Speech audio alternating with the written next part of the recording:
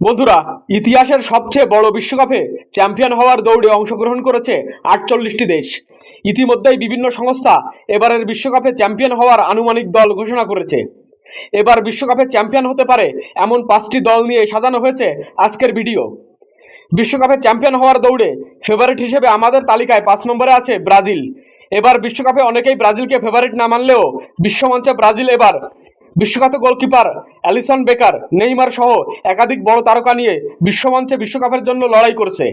তাছাড়া ব্রাজিল সবসময় বড় মঞ্চে ফেভারিট। আমাদের তালিকায় ৪ নম্বরে আছে পর্তুগাল। রোনালদোর নেতৃত্বে পর্তুগাল এবার বিশ্বকাপের অন্যতম ফেভারিট দল। আমাদের তালিকায় ৩ নম্বরে আছে স্পেন। তরুণ নির্ভর এই দল এবার বিশ্বকাপের ক্ষেত্রে অন্যতম ফেভারিট।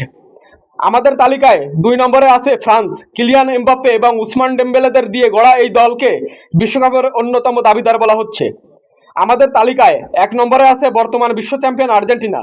লিওনেল মেসির নেতৃত্বে গড়া এই দুর্বার দলকে এবার বিশ্বকাপের অন্যতম দাবিদার বলা হচ্ছে।